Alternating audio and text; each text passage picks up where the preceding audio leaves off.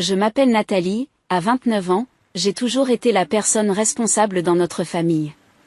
Grandir dans une banlieue aisée de Boston avec ma jeune sœur Amber signifiait vivre dans son ombre. Peu importe ce que je faisais, mes parents n'avaient Dieu que pour eux. Je n'aurais jamais imaginé qu'ils ignoreraient mes appels désespérés alors que je me vidais littéralement de mon sang sur une table d'opération. Leur excuse ? Ils étaient trop occupés à assister au gala de charité d'Amber pour répondre au téléphone. Cette nuit-là a tout changé entre nous pour toujours. Avant que je ne raconte comment j'ai failli mourir pendant que ma famille sirotait du champagne, laissez-moi un commentaire pour me dire d'où vous regardez, et cliquez sur j'aime et je m'abonne, si vous vous êtes déjà senti invisible aux yeux des personnes qui devraient vous aimer le plus. Dans nos albums de photos de famille, il y a un schéma clair. Presque toutes les photos montrent Amber au premier plan et au centre, avec moi maladroitement positionné au bord du cadre. Ce n'était pas une coïncidence, mais une représentation visuelle parfaite de notre dynamique familiale. Mes parents, Richard et Eleanor Adams, n'étaient pas de mauvaises personnes, mais ils étaient incroyablement soucieux de leur statut. Mon père était un banquier d'affaires prospère qui avait gravi les échelons à partir de la classe moyenne, tandis que ma mère était issue d'un milieu aisé, mais pas assez pour s'assurer le statut social qu'elle désirait. Ils étaient du genre à mesurer le succès en fonction du nombre de personnes importantes qui assistaient à leur dîner. Amber est née lorsque j'avais 3 ans, et, dès son arrivée, elle est devenue le soleil autour duquel gravitait notre famille. Dès son plus jeune âge, elle avait une personnalité magnétique. Avec ses boucles blondes parfaites et son rire contagieux, elle charmait tous ceux qu'elle rencontrait. J'étais tout le contraire, sérieuse, studieuse, avec des cheveux bruns raides et une préférence pour les livres plutôt que pour les rencontres sociales. Nathalie, pourquoi ne peux-tu pas être plus comme ta sœur, est devenue la bande-son de mon enfance. Lorsque je ramenais Desa à la maison, maman hochait la tête d'un air distrait. C'est bien, ma chérie. Mais quand Amber obtenait un B+, on fêtait l'événement en allant dîner dans son restaurant préféré. Pour mon 16e anniversaire, j'ai reçu des cadeaux pratiques, un agenda, des cartes cadeaux pour des fournitures scolaires et de nouvelles chaussures de sport. Quand Amber a eu 16 ans 2 ans plus tard, ils ont organisé une fête extravagante avec un DJ et un traiteur, allant même jusqu'à lui offrir une voiture toute neuve avec une peinture personnalisée. J'ai appris très tôt à en attendre moins. J'ai mis de côté ma déception et je me suis concentrée sur mes études, en espérant qu'un jour mes résultats suffiraient à les rendre fiers. Au cours de ma 2e année d'université, on m'a diagnostiqué une maladie du sang rare. Cette maladie ne mettait pas immédiatement ma vie en danger, mais elle nécessitait un suivi régulier et provoquait parfois une fatigue intense et une anémie. Lorsque j'ai téléphoné à la maison pour annoncer le diagnostic, ma mère m'a dit « Chérie, je suis sûre que ce n'est pas aussi grave que les médecins le disent. Tu as toujours été sensible. » La réponse de mon père a été encore plus dédaigneuse. Ta mère a raison. Les facultés de médecine apprennent aux médecins à tout exagérer de nos jours. Tu n'as qu'à prendre des vitamines. Ils n'ont jamais pris la peine de s'informer sur mon état de santé ou de me poser des questions sur mes traitements. Lors des réunions de famille, si je mentionnais que je ne me sentais pas bien, ma mère levait les yeux au ciel quand elle pensait que je ne la regardais pas. Nathalie est encore en train de dramatiser, murmurait-elle à l'oreille de ceux qui se trouvaient à proximité. Malgré leur indifférence, j'ai excellé dans mes études. J'ai obtenu un diplôme de biologie moléculaire avec mention très bien et j'ai décroché un poste dans un prestigieux laboratoire de recherche à Boston. Mon travail consistait à mettre au point de nouveaux traitements pour les maladies du sang, en partie inspirés par ma propre maladie. Lors de la remise de mon diplôme, mes parents étaient présents, mais ils ont passé la majeure partie de la cérémonie sur leur téléphone, à coordonner les détails du prochain voyage d'études d'Amber à Paris. Ils sont partis immédiatement après la cérémonie, manquant la réception d'honneur du département au cours de laquelle j'ai reçu un prix spécial pour mes recherches. Désolée, ma chérie, a expliqué maman alors qu'elle se dépêchait de partir. Nous avons promis à Amber de discuter par vidéo avec elle de son appartement à Paris. Tu comprends ? J'ai compris. J'ai parfaitement compris quelle était ma place dans notre famille. Entre-temps, Amber a abandonné l'université après 2 ans pour se trouver elle-même. Elle est passée d'une carrière à l'autre, décoration d'intérieur, marchandisage de mode, organisation d'événements, sans jamais s'attacher à quoi que ce soit suffisamment longtemps pour acquérir une certaine expertise. Pourtant, chaque nouvelle aventure était célébrée et généreusement financée par nos parents. Il y a 3 ans, après un luxueux voyage de bénévolat au Guatemala qui n'a duré que 2 semaines, Amber a décidé de créer une fondation caritative appelée Bright Future, soi-disant pour offrir des possibilités d'éducation aux enfants défavorisés. En réalité, il s'agissait davantage d'un outil de réseautage social que d'une organisation à but non lucratif efficace. Mes parents ont financé l'ensemble des opérations, y compris le salaire administratif substantiel d'Amber et les bureaux design dans le centre de Boston. Et la fondation organisait de somptueux événements de collecte de fonds où l'élite de Boston se réunissait pour siroter du champagne et se sentir bien dans sa peau tout en signant des chèques déductibles des impôts. Très peu d'argent allait en fait aux programmes éducatifs, mais personne ne semblait s'en soucier tant que les fêtes étaient spectaculaires. Malgré tout, j'ai maintenu une relation avec ma famille. J'y participais au dîner du dimanche lorsque j'étais invitée, j'envoyais des cadeaux d'anniversaire attentionnés et je faisais des apparitions lors des événements caritatifs organisés par Amber. J'avais depuis longtemps accepté mon rôle de fille d'arrière-plan. De fille fiable qui ne demandait que peu d'attention et d'investissement. Ce printemps-là, Amber préparait le plus grand événement de sa fondation, un gala à la cravate noire à l'hôtel Boston Harbor, avec des billets à $500 l'assiette. Pendant des semaines, mes parents n'ont parlé que de cela. Maman faisait partie du comité de décoration, et papa avait mis à profit ses relations professionnelles pour obtenir des sponsors. Ce gala va faire connaître Bright Future, s'extasie maman lors d'une de nos rares conversations téléphoniques, le gouverneur pourrait même y assister. Tu imagines, je ne pouvais pas imaginer me soucier à ce point d'impressionner des étrangers, mais j'ai simplement répondu, c'est merveilleux. Je suis sûre que ce sera un succès.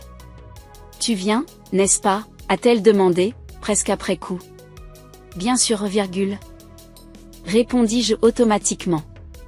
Mais l'idée de passer une soirée à regarder ma sœur se faire adorer alors que je me tenais maladroitement dans un coin ne m'attirait guère. J'étais loin de me douter que je ne me rendrais jamais à ce gala, pas plus que ma famille, mais pour des raisons tout à fait différentes. Le matin du gala a commencé comme n'importe quel autre jour de travail. Je suis arrivée au laboratoire à 7h30, me sentant déjà plus fatiguée que d'habitude. Je ressentais une fatigue accrue depuis plusieurs jours, mais je l'attribuais au fait que je faisais des heures supplémentaires sur un projet de recherche urgent. À midi, j'avais du mal à garder les yeux ouverts. Et ma collègue Stéphanie a remarqué que je me balançais légèrement alors que je me tenais à mon poste de travail. Nat, ça va? Tu es très pâle, dit-elle en posant une main ferme sur mon bras. Je vais bien, je suis juste fatiguée, ai-je insisté. Alors que la pièce commençait à s'incliner bizarrement autour de moi. Stéphanie, qui connaissait mon trouble sanguin, n'était pas convaincue. Quand as-tu fait ta dernière prise de sang? Il y a environ 3 semaines, ai-je admis. Les chiffres étaient un peu différents, mais rien de grave. C'est tout, a-t-elle déclaré. Je vous emmène tout de suite aux urgences. J'ai essayé de protester, mais lorsque je me suis levée, des taches noires ont traversé ma vision. J'ai senti un filet chaud couler le long de ma jambe et j'ai baissé les yeux pour voir du sang couler à travers ma blouse. Je n'avais même pas réalisé que j'avais commencé mes règles, mais il y avait beaucoup trop de sang pour que ce soit normal. Oh, mon Dieu, s'exclame Stéphanie. Il nous faut une ambulance. Les choses se sont ensuite accélérées. Les ambulanciers sont arrivés en quelques minutes. Ma tension artérielle était dangereusement basse et ils ont immédiatement posé une perfusion. Alors qu'ils me transportaient, je me suis souvenu que le gala avait lieu ce soir-là. Mon téléphone, ai-je marmonné à Stéphanie. Tu peux prendre mon téléphone? Dans l'ambulance, j'ai appelé mes parents. L'appel est tombé directement sur la boîte vocale. Maman, papa, on m'emmène au Boston Memorial. Il y a un problème. C'est peut-être lié à mon état sanguin. S'il vous plaît, rappelez-moi. Je leur ai envoyé un texto aussi. Je suis transportée à l'hôpital, les médecins sont inquiets. Merci de m'appeler. 20 minutes plus tard, alors que j'étais examinée aux urgences, j'ai reçu un bref message de maman. J'espère que ce n'est pas grave. Nous sommes occupés avec les derniers préparatifs pour le gala d'Amber. Tiens-nous au courant. Le médecin des urgences a ordonné des analyses de sang et une échographie. Lorsque les résultats sont arrivés, son expression est devenue grave. Mademoiselle Adams, votre numération sanguine est très basse et l'échographie révèle une hémorragie interne. Nous devons vous opérer immédiatement pour trouver et arrêter la source de l'hémorragie. C'est grave à quel point? J'ai demandé, ma voix semblant lointaine, même à mes propres oreilles. Je ne vais pas m'étendre sur le sujet. C'est très grave. Nous avons appelé l'équipe chirurgicale, et ils sont en train de préparer une salle d'opération. Avez-vous de la famille que vous aimeriez que nous contactions? J'ai réessayé de joindre mes parents. Cette fois, c'est papa qui a décroché. Nathalie, ça peut attendre? Nous sommes en train de préparer le gala, a-t-il dit, avec des bruits d'activité en arrière-plan. Papa, je vais être opéré d'urgence. Les médecins disent que c'est grave. J'ai vraiment peur, ai-je dit, la voix brisée. Il y a eu une pause. Une opération, pourquoi exactement? Une hémorragie interne. Ils ne savent pas encore quelle en est la cause. Est-ce que c'est lié à la maladie que vous prétendez avoir? Vous connaissez votre mère et je pense que vous exagérez sa gravité pour attirer l'attention. Je n'arrivais pas à croire ce que j'entendais. Papa, je n'exagère pas. Le médecin dit que c'est une maladie mortelle. Les médecins disent toujours ça pour se couvrir légalement, a-t-il répondu avec dédain. Écoutez, nous ne pouvons pas partir maintenant. Tout s'écroulerait sans nous. Amber a besoin de notre soutien ce soir. Je suis sûr que les médecins prendront bien soin de vous, et nous essaierons de passer demain matin. L'appel s'est terminé et je suis resté allongé, en état de choc. Même maintenant, alors que les médecins s'empressaient de me préparer à une opération d'urgence. Mes parents ne se donnaient pas la peine de venir. Une infirmière nommée Yvonne est venue me préparer pour l'opération. Elle a dû voir les larmes couler sur mon visage. Y a-t-il quelqu'un d'autre que nous devrions appeler pour toi, chérie, a-t-elle demandé gentiment. Non, ai-je murmuré. Il n'y a personne d'autre. Stéphanie était partie déplacer ma voiture du parking du laboratoire, mais elle m'avait promis de revenir bientôt. À part elle, je n'avais pas d'amis proches à Boston. Je m'étais tellement concentré sur ma carrière et sur mes efforts pour gagner l'approbation de mes parents que j'avais négligé de nouer des relations significatives en dehors du travail. À fur et à mesure que mon état se détériorait. L'équipe médicale a travaillé de façon de plus en plus urgente. Un anesthésiste m'a expliqué la procédure pendant que des infirmières fixaient des appareils de surveillance sur mon corps. Je me sentais froid et de plus en plus éloigné de ce qui se passait autour de moi. Dans une dernière tentative désespérée, j'ai appelé ma sœur. Amber, je suis au Boston Memorial Hospital. Je suis sur le point d'être opéré d'urgence pour une hémorragie interne. Les médecins disent que c'est très grave. S'il te plaît, dis à maman et papa que j'ai besoin de quelqu'un ici. Oh mon Dieu, Nathalie, ce soir de tous les soirs? Amber avait l'air plus agacée qu'inquiète. Tu sais à quel point ce gala est important. Il n'y a aucune chance que l'un d'entre nous parte maintenant. Des centaines de personnes sont sur le point d'arriver.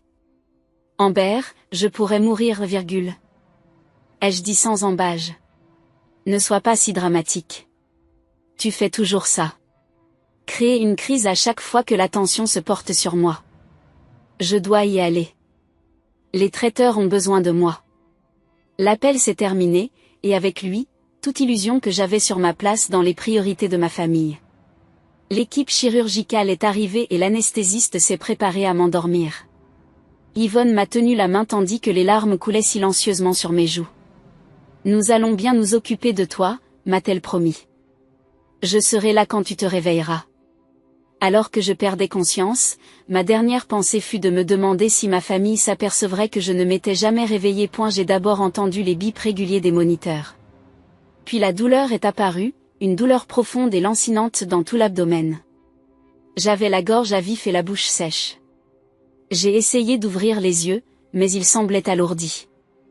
Nathalie, tu m'entends? Tu es en convalescence. J'ai reconnu la voix d'Yvonne et j'ai forcé mes yeux à s'ouvrir. Les lumières fluorescentes au-dessus étaient aveuglantes. De l'eau, ai-je grommelé. Elle a approché une petite tasse avec une paille de mes lèvres. Juste de petites gorgées pour l'instant. Après m'être humecté la bouche, j'ai réussi à demander, que s'est-il passé? Un médecin que je n'avais jamais vu auparavant est apparu. Mademoiselle Adams, je suis le docteur Patel. J'ai pratiqué votre opération. Vous avez eu une grave hémorragie interne causée par la rupture d'un vaisseau sanguin dans votre abdomen, probablement une complication de votre maladie sanguine sous-jacente. Nous avons dû transfuser 8 unités de sang pendant l'intervention. 8 unités, murmurai-je, connaissant suffisamment la médecine pour comprendre l'importance de ce chiffre. Oui. Nous vous avons perdu 2 fois sur la table. Votre cœur s'est arrêté et nous avons dû vous réanimer. Son expression était sérieuse mais gentille. Il y a eu des hauts et des bas pendant un certain temps, mais vous vous en êtes sorti. Vous êtes une battante. Je suis morte 2 fois. L'information semblait trop énorme pour être assimilée. Combien de temps suis-je restée en chirurgie? Ai-je demandé. Presque 7 heures, a répondu le docteur Patel. Il est maintenant un peu plus de minuit. 7 heures. Le gala devrait être terminé à l'heure qu'il est. Ma famille est-elle venue? Yvonne et le docteur Patel échangent un regard. Nous avons essayé d'appeler plusieurs fois les personnes à contacter en cas d'urgence qui figurent dans votre dossier, dit doucement Yvonne. Nous avons laissé plusieurs messages expliquant la gravité de votre état. Personne n'est venu, ai-je déclaré catégoriquement. Ce n'était pas une question. Je suis désolé. Non, confirme le docteur Patel. Votre collègue Stéphanie est restée ici pendant plusieurs heures, mais nous l'avons renvoyée chez elle pour qu'elle se repose une fois que votre état était stable. Elle a dit qu'elle reviendrait dans la matinée. J'ai acquiescé, un étrange engourdissement se répandant en moi, qui n'a rien à voir avec les analgésiques qui circulent dans mon intraveineuse. Vous devriez vous reposer maintenant, a conseillé le docteur Patel. Votre corps a subi un traumatisme extrême. Nous continuerons à vous surveiller de près aux soins intensifs pendant les 24 à 48 prochaines heures. Après leur départ, je suis restée allongée dans la salle de réveil faiblement éclairée, réalisant peu à peu ce qui s'était passé. J'avais failli mourir, j'étais même techniquement morte 2 fois, et aucun membre de ma famille n'avait pris la peine de se manifester. J'ai demandé à une infirmière mon téléphone, que Stéphanie s'était assurée de laisser avec mes affaires personnelles. Il n'y avait pas d'appel manqué de mes parents ou d'Amber, juste un texto de maman envoyé vers 21h. Le gala est un énorme succès. Le gouverneur est venu avec toute son équipe. Le discours d'Amber a fait pleurer tout le monde. J'espère que tu te sens mieux. Les mains tremblantes, j'ai ouvert Instagram. Les premiers messages de mon fil d'actualité provenaient de ma mère, de mon père et de ma sœur, des dizaines de photos du gala. Des décorations élégantes, des participants célèbres, Amber et sa robe de créateur acceptant les applaudissements sur le podium. Une photo en particulier a attiré mon attention, mes parents levaient des coupes de champagne pour porter un toast, en riant joyeusement. L'horodatage indiquait qu'elle avait été postée à 20h32. C'est à peu près à ce moment-là que le docteur Patel a redémarré mon cœur. La légende disait. Une nuit parfaite pour célébrer notre merveilleuse fille. Nombre de parents fiers. Nombre de galas pour un avenir brillant. J'ai fait défiler d'autres photos, un sentiment surréaliste m'envahissant. Pendant que je me battais pour ma vie, ma famille posait pour des photos, recevait des félicitations et profitait d'un dîner gastronomique à 5 plats.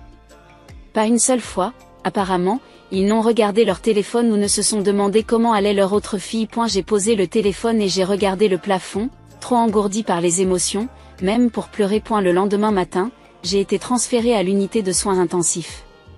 Stéphanie est arrivée tôt, apportant des articles de toilette et des vêtements de rechange pour le moment où je serais autorisée à les porter. Tes parents sont les pires personnes dont j'ai jamais entendu parler, a-t-elle déclaré après que je lui ai raconté ce qui s'était passé. Comment ont-ils pu ne pas venir? Je n'avais pas de réponse à lui donner. La question avait tourné dans mon esprit toute la nuit. Vers midi, mes parents sont enfin apparus. Ils étaient habillés de façon décontractée mais coûteuse, et avaient l'air frais et reposés. Maman portait un petit bouquet de fleurs provenant de l'épicerie. Nathalie, ma chérie, tu nous as fait une sacrée frayeur, dit-elle en embrassant ma joue pour ne pas déranger les différents tubes qui m'entourent. Vraiment, ai-je demandé sans embâge. Demandai-je sans embâge. Bien sûr. Quand nous avons reçu tous ces messages de l'hôpital ce matin, nous sommes venus tout de suite. Ce matin. Pas hier soir, alors que j'étais en train de mourir. Le gala s'est prolongé si tard et nous étions absolument épuisés, a expliqué papa en consultant subtilement sa montre. Nous avons éteint nos téléphones pour pouvoir dormir sans interruption. Tu sais ce que c'est? Non. Je ne sais pas comment c'est d'ignorer les appels d'urgence alors que ma fille est en train de mourir, ai-je répondu, la voix ferme. Le sourire de maman affaibli. En train de mourir? Ne sois pas si dramatique, Nathalie. Tu exagères toujours ces choses-là, point. Je suis morte sur la table d'opération, ai-je dit. 2 fois. Ils ont dû me réanimer. 8 unités de sang. Une opération de 7 heures. Est-ce que cela semble exagéré? Ils avaient l'air mal à l'aise, mais pas particulièrement repentants. Eh bien, tu vas bien maintenant, n'est-ce pas, dit papa d'un ton vif. C'est ce qui compte. Pourquoi es-tu là, demandai-je soudain. Tu n'as pas un brunch à faire après le gala? Nathalie, dit maman d'un air scandalisé. Nous sommes tes parents. Bien sûr que nous sommes venus te voir. Après s'être assuré que tu as passé une bonne nuit de sommeil et que tu as pris ton petit déjeuner, je fais remarquer. Après s'être assuré que cela ne te dérangerait pas trop, point. Tu es injuste, a dit papa d'un ton sévère. Nous sommes très occupés. Nous sommes venus dès que nous avons pu raisonnablement le faire. 25 heures après mon admission pour une urgence vitale, ai-je dit. Dites-moi, s'il s'était agi d'Amber dans ce lit, auriez-vous attendu que ce soit opportun pour venir? Ils n'ont pas répondu, ce qui était une réponse suffisante. Maman a changé de sujet. Le gala a été un grand succès. Le gouverneur est resté pendant près d'1 heure et 3 médias différents ont couvert l'événement. Amber a récolté plus de 100 000 $. J'ai fermé les yeux. Je suis très fatiguée. Je crois que tu devrais y aller. Nous venons juste d'arriver, a protesté papa. Et j'apprécie les 10 minutes que tu as réussi à m'accorder. Mais comme tu peux le voir, je vais bien maintenant. Inutile de vous faire perdre davantage de votre précieux temps. Ils sont partis peu après, en promettant de prendre des nouvelles par téléphone plus tard. Ils n'ont jamais appelé point le lendemain, Amber s'est finalement présentée, portant des lunettes de soleil surdimensionnées à l'intérieur et un café à emporter. Désolée de ne pas avoir pu venir plus tôt, dit-elle, sans avoir l'air du tout désolée. L'après-gala a été complètement fou. Mais la couverture médiatique est incroyable, elle a passé les 20 minutes suivantes à me montrer des photos et des vidéos de l'événement, en me posant à peine des questions sur mon état de santé. Lorsqu'elle a finalement demandé comment je me sentais, elle a immédiatement coupé ma réponse pour me parler d'une célébrité mineure qui avait assisté au gala à l'improviste. Oh, j'ai failli oublier les virgules, dit-elle en partant. Maman et papa ne peuvent pas venir aujourd'hui. Ils organisent un déjeuner de remerciement pour le comité du gala. J'ai acquiescé. Je n'ai pas été surprise. Bien sûr qu'ils le font. Après son départ, je suis restée allongée sur mon lit d'hôpital, réfléchissant aux 36 heures qui venaient de s'écouler. Quelque chose de fondamental avait changé en moi. Le besoin désespéré de l'approbation de mes parents, l'espoir constant qu'un jour ils me verraient et m'apprécieraient autant qu'Amber. Tout cela avait disparu, remplacé par une froide clarté. J'avais failli mourir seule parce que ma famille n'avait pas pris la peine de répondre au téléphone. La vérité était crue et indéniable. Je n'étais pas une priorité pour eux. Je ne l'avais jamais été et ne le serai jamais. Alors que j'étais allongée là, écoutant le bip régulier de mon moniteur cardiaque, ce cœur qui s'était arrêté 2 fois et qui avait été forcé de battre à nouveau. J'ai pris une décision. Je ne chercherai plus à obtenir leur amour ou leur approbation. Je ne ferai plus semblant d'être une famille normale avec des relations normales. À partir de maintenant, je les écarterai systématiquement de ma vie, non pas par des confrontations dramatiques ou des accusations larmoyantes, mais discrètement et complètement. Ils remarqueraient à peine mon absence jusqu'à ce qu'il soit trop tard pour réparer ce qu'ils avaient cassé. Et lorsqu'ils se rendraient enfin compte de ce qu'ils avaient perdu. Je ne m'en soucierai plus depuis longtemps. Je suis restée à l'hôpital 1 semaine de plus. Mes parents m'ont rendu visite à 2 reprises, chaque fois pendant moins de 30 minutes. Ils ont apporté des cadeaux coûteux mais impersonnels. Une robe de chambre en soie que je ne porterai jamais à l'hôpital. Des chocolats de luxe que je ne pourrais pas manger sous traitement. Leur visite ressemblait plus à des obligations à cocher sur une liste qu'à une véritable préoccupation pour mon bien-être. Le personnel infirmier l'a remarqué. Yvonne, qui était devenue une sorte d'ange gardien pendant mon séjour, n'a pas pris la peine de cacher sa désapprobation. Votre collègue Stéphanie est venue ici tous les jours, parfois 2 fois, a-t-elle commenté après le départ de mes parents à l'issue de leur 3e brève visite. Elle vous apporte des choses dont vous avez réellement besoin et reste assise avec vous pendant des heures. Vos parents, en revanche. Elle n'a pas eu besoin de terminer sa phrase. Nous savions tous les deux ce qu'elle voulait dire. Un après-midi, j'ai entendu mes parents parler dans le couloir, devant ma chambre. Ils n'avaient pas réalisé que la porte était entr'ouverte. Je ne peux pas rester 1 heure de plus, disait mon père avec irritation. J'ai une réunion avec le comptable de la fondation. Moi non plus, je ne peux pas rester, a répondu ma mère. J'ai promis à Amber de l'aider à trier les photos du gala pour le communiqué de presse. C'est une adulte, Eleanor. Elle n'a pas besoin qu'on s'occupe d'elle. La collecte de fonds d'Amber a besoin de notre attention en ce moment. C'est un moment crucial pour l'image publique de la fondation. Je sais. On va juste passer 10 minutes, lui demander comment elle se sent et repartir. Elle a probablement envie de se reposer de toute façon. Ils sont entrés dans ma chambre avec des sourires brillants et faux, sont restés exactement 12 minutes d'après l'horloge sur le mur, et sont partis en promettant de revenir bientôt.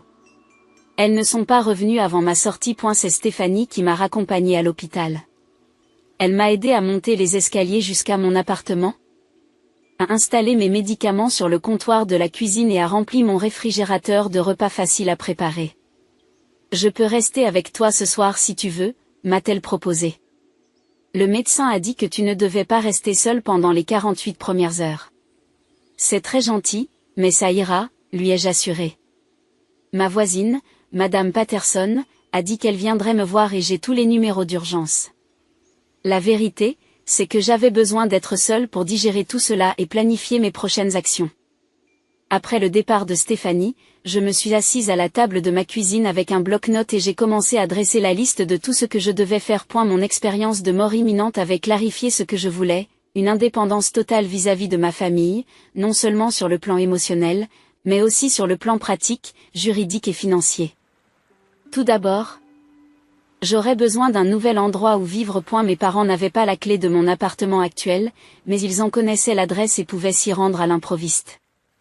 J'avais besoin d'un endroit dont ils n'avaient pas connaissance. Deuxièmement, la séparation financière. Bien que je sois financièrement indépendante en termes de revenus, il y avait encore des liens à rompre. Mes parents étaient co-signataires de ma plus ancienne carte de crédit, figuraient sur mon compte bancaire en tant que personne à contacter en cas d'urgence et étaient les bénéficiaires de ma police d'assurance vie. Troisièmement, l'autonomie médicale. Ils figuraient toujours sur la liste de mes mandataires médicaux et des personnes à contacter en cas d'urgence au cabinet de mon médecin, désormais, à l'hôpital. Il fallait que cela change immédiatement. Quatrièmement, j'avais besoin d'un système de soutien qui ne les incluait pas. Stéphanie était un début, mais j'avais besoin de plus de contacts. De plus de personnes qui se souciaient réellement de mon bien-être. J'ai passé la soirée à passer des appels et à envoyer des courriels pour mettre mon plan en place. J'ai contacté un agent immobilier pour trouver un nouvel appartement. J'ai appelé ma banque pour qu'elle retire mes parents de mes comptes. J'ai envoyé un courriel à mon service des ressources humaines pour qu'ils modifient mes coordonnées de contact en cas d'urgence et les bénéficiaires de mon assurance vie. Pendant mes 2 semaines de congé de maladie, j'ai trouvé un nouvel appartement dans un autre quartier.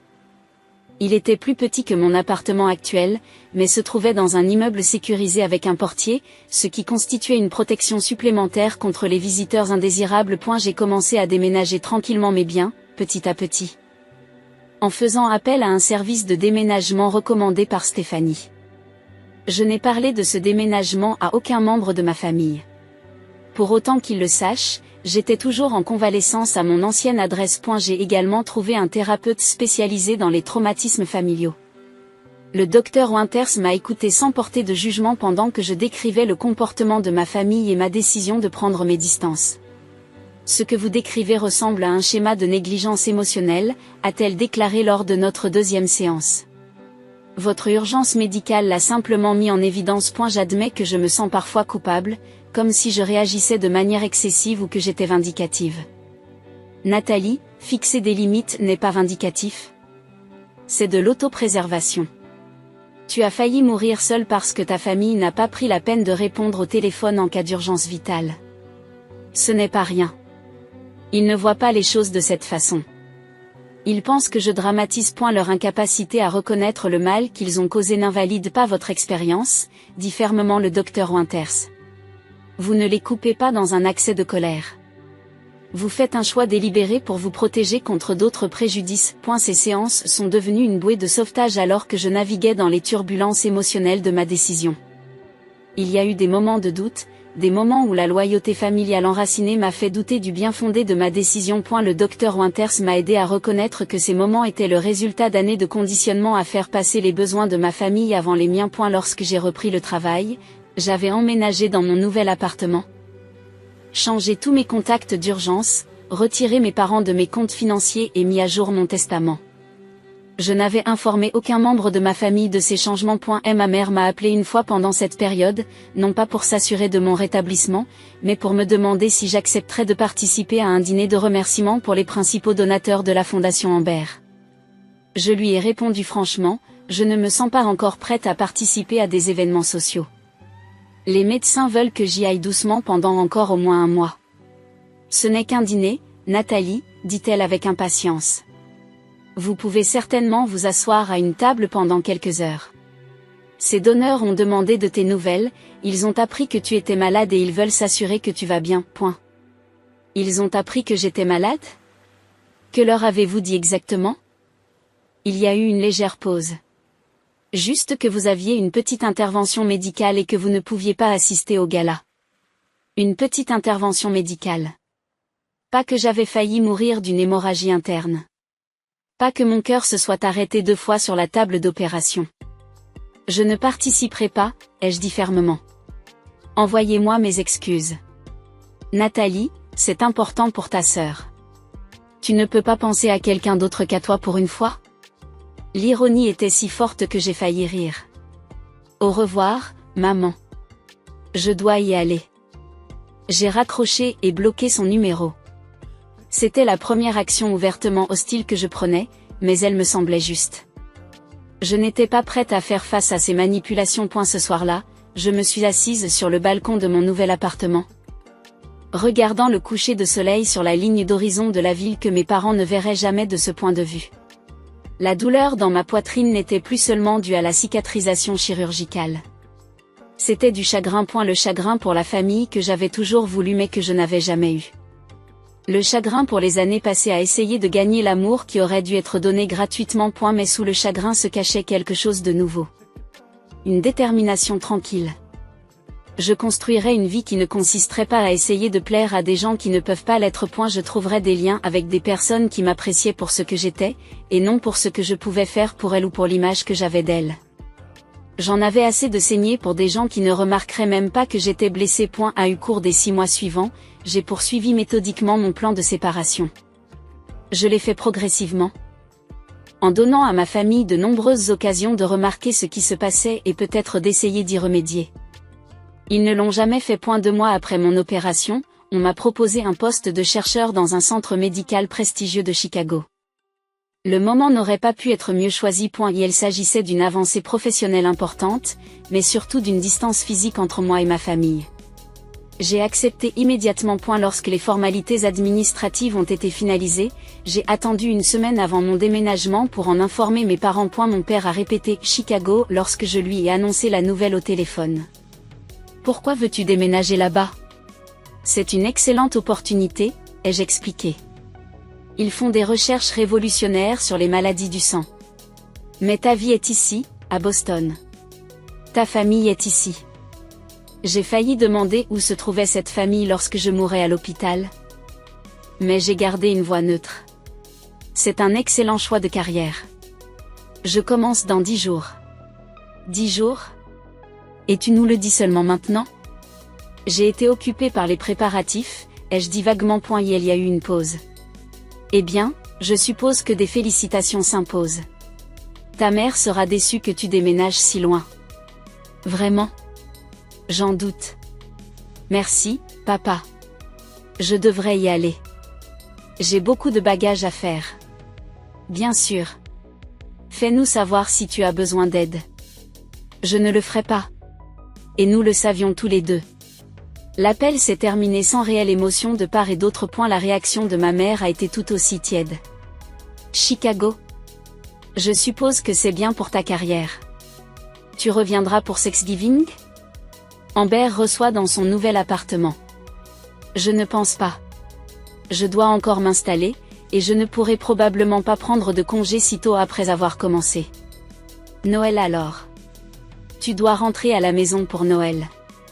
Nous verrons bien, ai-je dit sans me compromettre.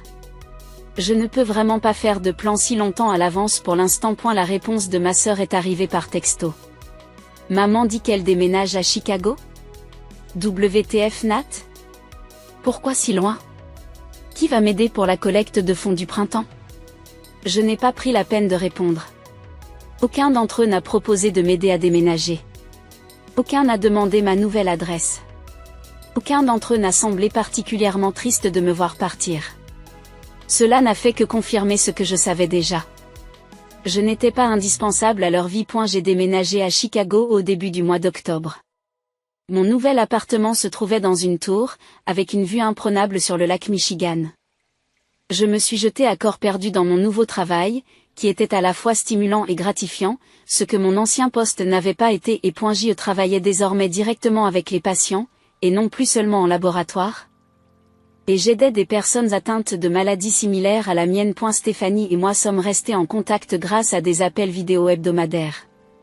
Elle était devenue une véritable amie, quelqu'un qui prenait régulièrement de mes nouvelles et se souciait sincèrement de mon bien-être. Par son intermédiaire, j'ai parfois eu des nouvelles de ma famille, bien que je ne l'ai jamais demandé. La fondation de votre sœur a fait l'objet d'un article dans un magazine mondain, m'a-t-elle dit lors d'un appel. Il y avait une photo de tes parents à un événement de luxe. Ils avaient l'air de s'amuser comme des fous. Je n'en doute pas, ai-je répondu, sans surprise. Comment va le laboratoire? J'ai évité toute conversation sur ma famille. Finalement, Stéphanie a cessé d'en parler. Je me suis fait de nouveaux amis à Chicago. Mon collègue Daniel m'a invité à son club de lecture, où j'ai rencontré un groupe de personnes diverses qui partageaient mon amour de la lecture. Ma voisine Jasmine m'a présenté à son groupe de randonneurs, et bientôt je passais mes week-ends à explorer les réserves forestières de la ville. J'ai continué à consulter un thérapeute, et j'en ai trouvé un nouveau à Chicago qui m'a aidé à surmonter mes sentiments à l'égard de ma famille et à développer des relations plus saines. Peu à peu, je me suis constitué un réseau de personnes qui m'appréciaient simplement pour ce que j'étais. Pendant ce temps, mes contacts avec ma famille se sont réduits à presque rien. Je ne les appelais pas et ils m'appelaient rarement. Lorsqu'ils le faisaient, nos conversations étaient brèves et superficielles. J'envoyais des cartes d'anniversaire accompagnées de cartes cadeaux. Impersonnelles mais acceptables. Je répondais aux textos par des réponses courtes et peu informatives qui décourageaient toute demande de renseignements supplémentaires. Comment va Chicago? Bien. Le travail est prenant. Tu sors avec quelqu'un? Non. Je me concentre sur ma carrière. Quand venez-vous nous rendre visite? Je ne sais pas. L'emploi du temps est serré. À l'approche de Thanksgiving, ma mère m'a appelé pour tenter une dernière fois de me convaincre de rentrer à la maison pour les fêtes. Amber a préparé un endroit pour toi. Elle se donne tout ce mal, et tu ne peux pas prendre le temps de t'occuper de ta famille? Je t'ai dit il y a des mois que je ne pourrais pas venir, ai-je répondu d'un ton ferme. Je dois travailler la veille et le lendemain. C'était vrai. Je m'étais porté volontaire pour les quarts de travail afin d'avoir une excuse valable. Tu pourrais venir en avion juste pour la journée. Cela n'a pas de sens d'un point de vue logistique ou financier. Maman. Je suis désolée, mais je ne peux pas venir cette année. Très bien, a-t-elle soufflé. Tu nous manqueras. Le ferait-il? Je doute qu'il remarque ma chaise vide au milieu de l'agitation sociale et des occasions de prendre des photos que sont devenues leurs réunions de vacances. A eu lieu d'aller à Boston, j'ai accepté l'invitation de Stéphanie à rejoindre sa famille dans le Michigan. Ses parents m'ont accueilli chaleureusement et ses frères et sœurs m'ont traité comme l'une des leurs. Nous avons joué à des jeux de société, participé à la préparation du repas et échangé des histoires autour de la cheminée. C'est la fête familiale la plus authentique que j'ai vécue depuis des années. À l'approche de Noël, j'ai utilisé la même excuse, les engagements professionnels, pour éviter de retourner à Boston. Cette fois, la pression de ma mère était moins forte. Comme si elle avait déjà accepté mon absence comme une nouvelle normalité. J'ai passé la veille de Noël à un dîner organisé par mon club de lecture et le jour de Noël à faire du bénévolat dans un hôpital local, apportant de petits cadeaux aux patients qui ne pouvaient pas être chez eux pour les fêtes. Le soir, j'ai participé à une petite réunion à l'appartement de Daniel avec d'autres orphelins des fêtes, des personnes qui, pour diverses raisons, n'étaient pas dans leur famille biologique. J'aurais dû me sentir seule pour ces premières fêtes de fin d'année loin de ma famille. A eu lieu de cela, je me suis sentie libérée. Je n'essayais pas anxieusement de me mesurer à des normes impossibles, ni de m'asseoir maladroitement lors de réunions de famille où je me sentais plus comme un pis-aller que comme une fille et une sœur bien-aimée. En janvier, mon père m'a téléphoné pour me faire part d'une demande surprenante. Ta mère et moi envisageons de nous rendre à Chicago pour un week-end. Peut-être pourrions-nous visiter votre nouvelle maison, dîner ? C'était la première fois qu'ils exprimaient un intérêt pour ma nouvelle vie. Pendant un instant, j'ai ressenti une lueur d'espoir. Peut-être avait-il enfin remarqué mon retrait et voulait-il reprendre contact, puis la réalité s'est imposée à nouveau. Qu'est-ce qui t'amène à Chicago ? Ai-je demandé. Oh, j'étudie une opportunité d'investissement et ta mère a toujours voulu voir l'Institut d'art. Bien sûr, il ne venait pas pour me voir. Je n'étais qu'un complément à un voyage qu'il préparait déjà. Je suis assez occupée ces jours-ci, ai-je répondu vaguement. Mais faites-moi savoir quand vous aurez des dates fermes, et je verrai ce que je peux faire. Ils n'ont plus jamais mentionné le voyage. En février. J'ai accepté un dernier dîner avec ma famille avant d'achever ma séparation. J'ai pris l'avion pour Boston pendant un week-end, soi-disant pour récupérer quelques objets restés au garde-meubles, mais en réalité pour faire mes adieux à ma façon. Nous nous sommes retrouvés dans un restaurant haut de gamme du centre-ville, Neutral Territory. Mes parents sont arrivés avec 10 minutes de retard et Amber 15 minutes plus tard. Ils avaient tous la même tête, comme si les 8 derniers mois n'avaient rien changé pour eux. Peut-être que ce n'était pas le cas. Nathalie, tu as l'air différente, dit ma mère en m'observant de l'autre côté de la table. Tu as perdu du poids, en fait, j'avais pris 5 kilos de muscles sains en m'entraînant régulièrement avec mon groupe de randonneurs. Non, j'ai juste changé de coiffure. Et la conversation du dîner tournait autour de la fondation d'Amber. Des engagements sociaux de mes parents et des ragots sur des personnes de leur entourage dont je me souvenais à peine. Pas une seule fois ils n'ont posé de questions pertinentes sur ma vie à Chicago, mon travail ou mes nouveaux amis. J'y suis restée là, à les observer avec un étrange détachement. Ces gens qui partageaient mon ADN se sentaient étrangers, ou peut-être l'avaient-ils toujours été, et je ne le reconnaissais que maintenant. Lorsque l'addition est arrivée, mon père l'a payé avec éclat, comme si ce geste compensait en quelque sorte tout le reste. Nous devrions faire cela plus souvent, dit ma mère alors que nous nous apprêtions à partir. Ce n'est pas normal qu'on ne te voie qu'une fois tous les 8 mois. Oui, ai-je acquiescé légèrement. Ce n'est pas bien du tout. Ils n'ont pas saisi le double sens de mes paroles. J'ai pris chacun d'eux dans mes bras pour leur dire au revoir. Sachant que c'était la dernière fois que j'établissais un contact physique avec eux. Non pas parce que je les détestais, mais parce que j'avais finalement accepté que la famille aimante que j'avais toujours voulu n'existait que dans mon imagination. Bon retour à Chicago, a dit mon père. Prends soin de toi, a ajouté ma mère. Ne sois pas si étrangère, a appelé Amber en se dirigeant vers sa voiture. J'ai hoché la tête et souri, sans rien promettre.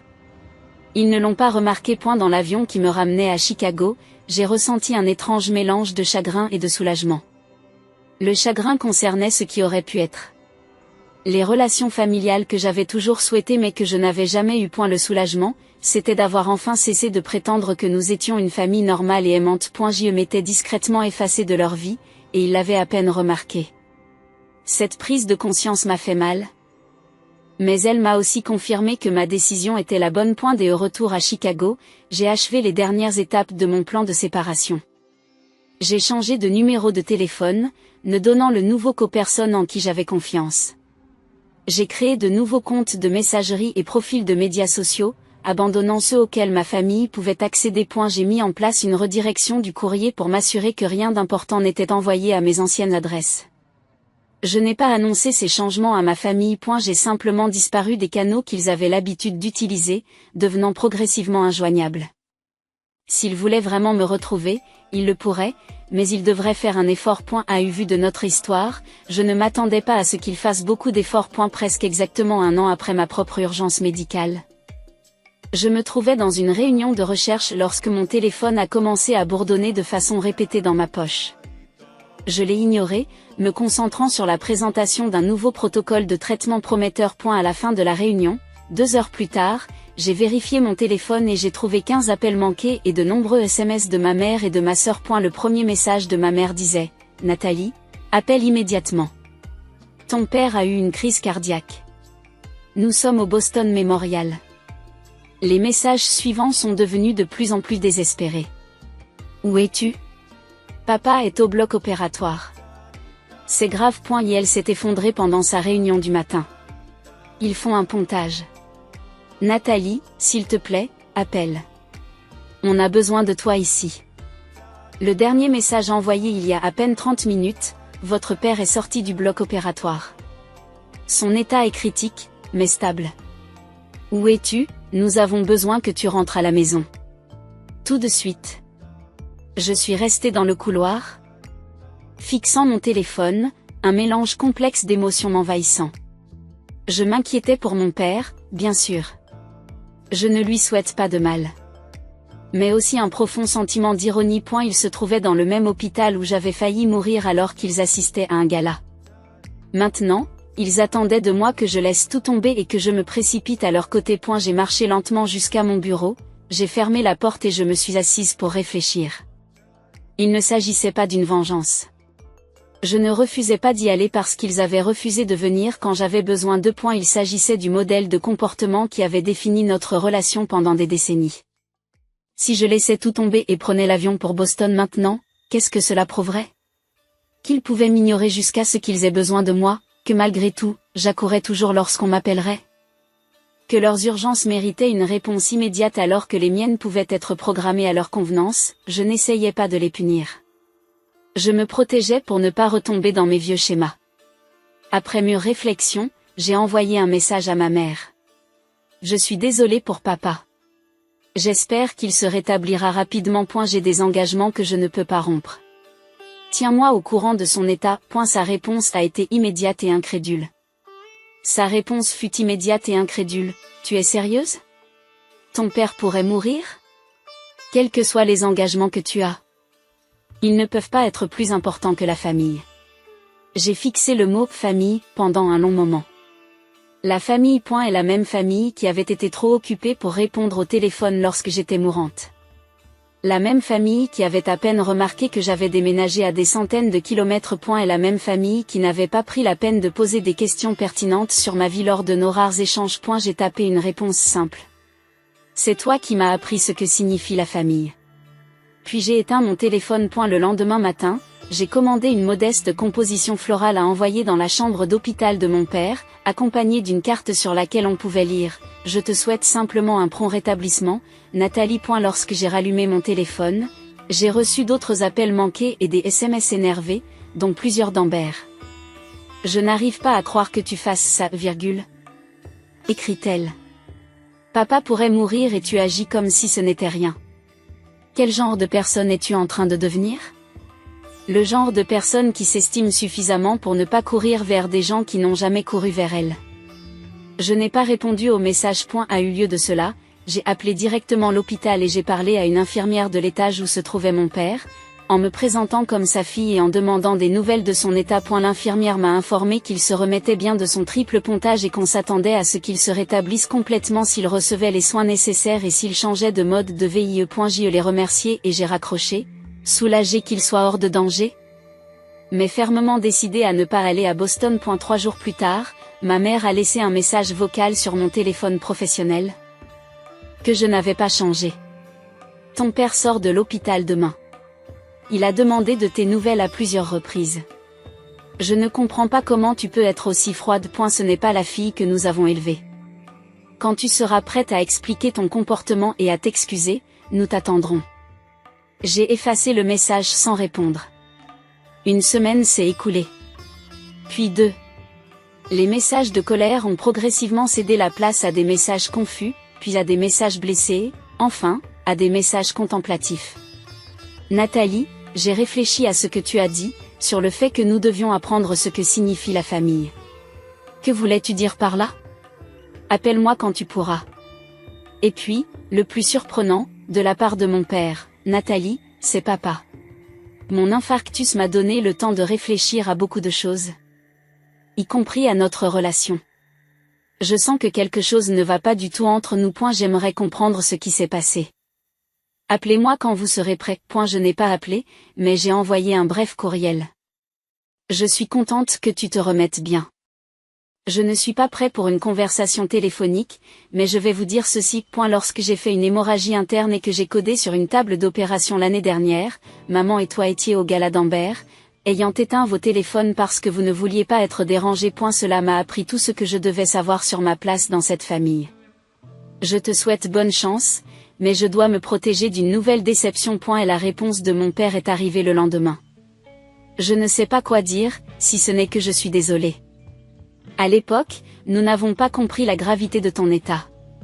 Nous pensions que tu exagérais. Comme nous pensions que tu le faisais souvent à propos de ta santé. J'y vois maintenant à quel point nous avions tort. Pourriez-vous envisager une thérapie familiale?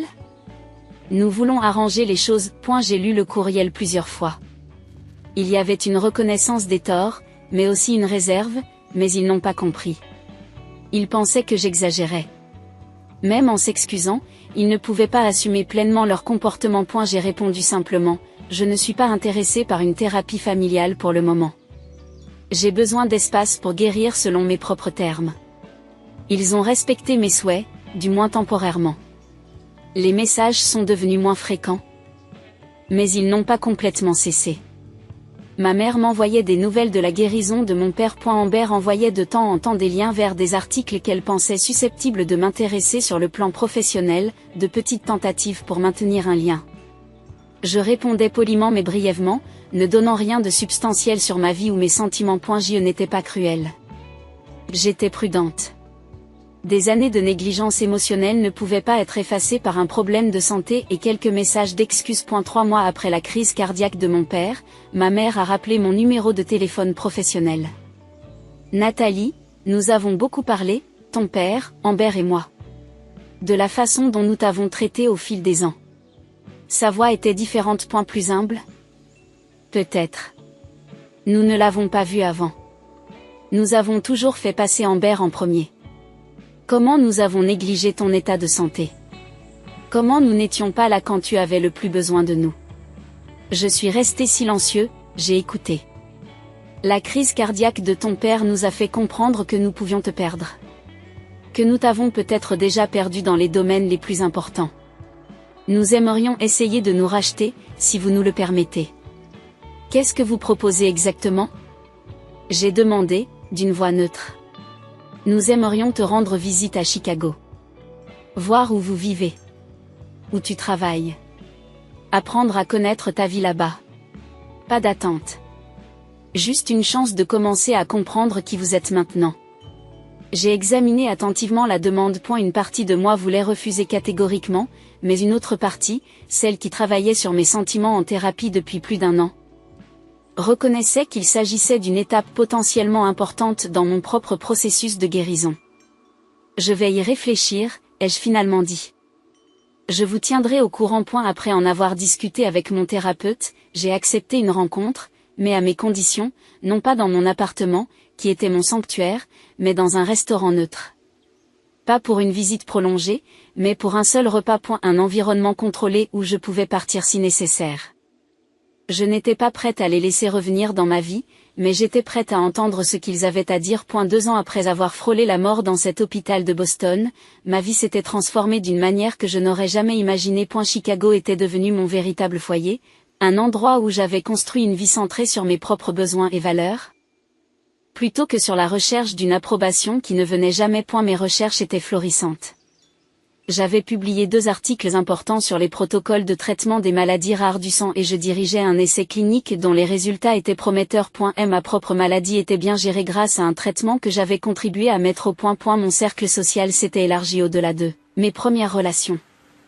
Le club de lecture m'avait présenté à Maria, devenue mon amie la plus proche, qui partageait mon amour des mystères scientifiques et des dimanches matins tranquilles. Daniel, au travail, est devenu à la fois un collègue apprécié et un compagnon de randonnée régulier. Jasmine et son mari m'invitaient souvent à leurs réunions de famille, où j'étais traitée comme une tante honoraire de leurs 2 jeunes enfants. J'avais même commencé à sortir avec quelqu'un, Michael. Un oncologue pédiatrique rencontré lors d'une conférence médicale.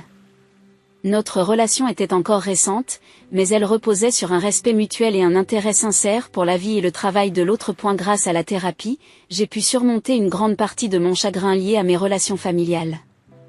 Je ne me réveillais plus avec cette douleur creuse dans la poitrine et je ne ressentais plus l'aiguillon du rejet lorsque je voyais des familles heureuses réunies. J'avais accepté le fait que même si ma famille biologique ne serait peut-être jamais ce que j'attendais d'elle, je pouvais créer des liens qui répondaient à mes besoins. Mes contacts avec mes parents et ma sœur s'étaient stabilisés dans un schéma prévisible, courriels occasionnels, brefs appels téléphoniques lors des grandes fêtes. Cadeaux impersonnels échangés lors des anniversaires. Je maintenais ces liens minimaux non pas par obligation, mais dans le cadre de mon processus de guérison. Une rupture totale n'était pas nécessaire, ce qui comptait, c'était que je contrôle les conditions de notre interaction. C'est alors qu'est arrivée la demande de visite surprise de mes parents. Après mûre réflexion, j'ai accepté de les rencontrer dans un restaurant au bord du lac que j'aimais bien, mais que je ne fréquentais pas régulièrement, un endroit qui n'avait aucune signification émotionnelle pour moi. Ils sont arrivés 10 minutes à l'avance, l'air nerveux et mal à l'aise, ce qui contrastait fortement avec leur assurance habituelle dans les situations sociales. Ma mère avait visiblement vieilli au cours des 2 années qui s'étaient écoulées depuis que je l'avais vu. Mon père, qui se remettait encore de son infarctus, se déplaçait plus lentement que dans mes souvenirs. Nathalie, dit ma mère en s'avançant pour me serrer dans ses bras. Puis en s'arrêtant lorsqu'elle vit mon langage corporel. Merci d'avoir accepté de nous recevoir. Nous nous sommes assises à une table avec vue sur le lac Michigan, un silence gênant s'installant entre nous jusqu'à ce que nos boissons soient commandées. Votre ville est magnifique, dit mon père en faisant un geste vers le lac. Je comprends pourquoi vous vous plaisez ici. Oui, j'en conviens. Cela me convient. Tu nous as manqué, dit brusquement ma mère. Plus que nous ne l'avions imaginé. J'ai acquiescé, mais je n'ai pas rendu l'appareil. Pourquoi es-tu ici? Vraiment? Ils ont échangé un regard. Mon père se racle la gorge. Quand j'ai eu ma crise cardiaque, commença-t-il lentement, tu n'es pas venu. Cela nous a obligés à affronter des vérités gênantes sur la façon dont nous t'avions traité, sur ce que nous t'avions appris sur la famille à travers nos actions. Nous avions tort, a déclaré ma mère. La voix légèrement brisée.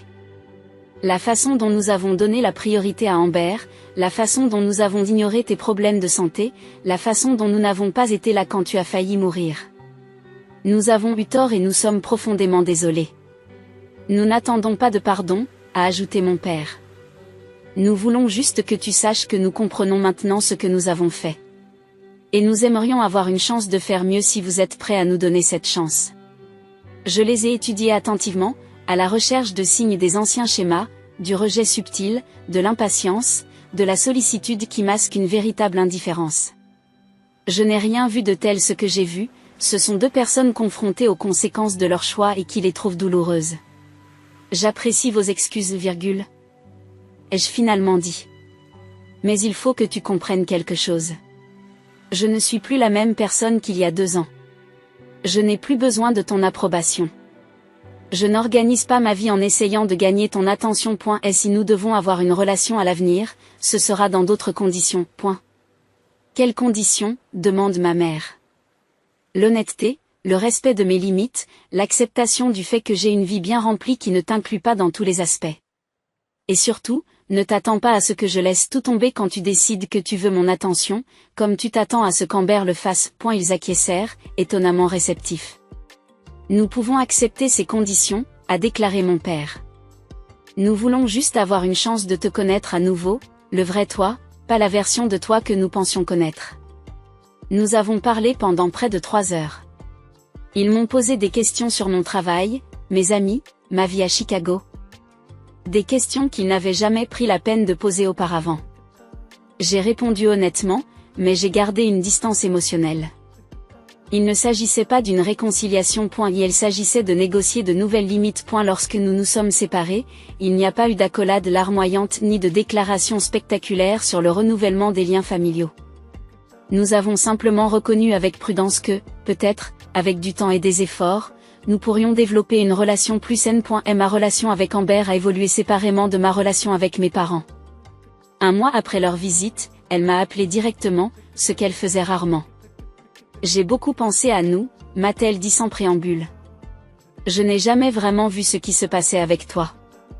J'étais tellement occupée à être la préférée que je n'ai pas remarqué ce qu'il t'en coûtait. Ce n'était pas à toi de t'en rendre compte, lui ai-je dit. Tu étais une enfant. Toi aussi. Mais je ne suis plus une enfant, a-t-elle rétorqué. Et j'ai été assez égocentrique en tant qu'adulte. Je veux faire mieux. Je veux vraiment être ta sœur, et pas seulement quelqu'un qui a les mêmes parents que toi. C'est la chose la plus consciente d'elle-même que je l'ai jamais entendue dire.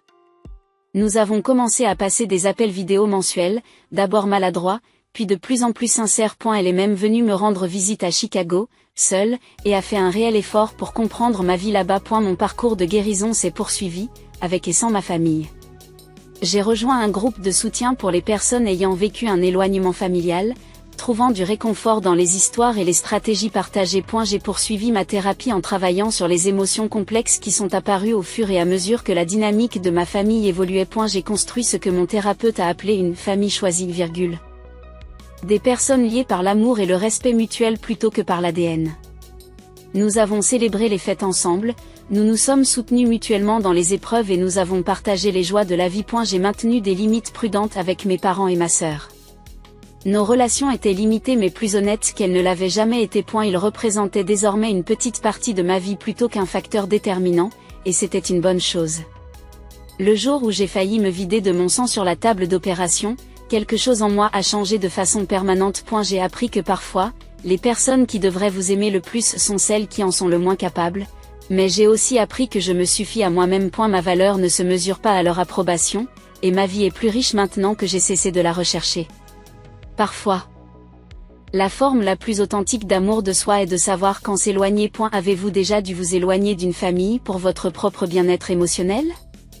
Partagez votre expérience dans les commentaires ci-dessous. Et si cette histoire a résonné en vous, n'hésitez pas à aimer et à vous abonner pour découvrir d'autres parcours de guérison et de découverte de soi. Rappelez-vous que créer des limites n'est pas égoïste, c'est un soin essentiel de soi. Je vous remercie d'avoir écouté mon histoire et j'espère qu'elle vous aidera à trouver le courage de donner la priorité à votre propre bien-être, quel qu'il soit.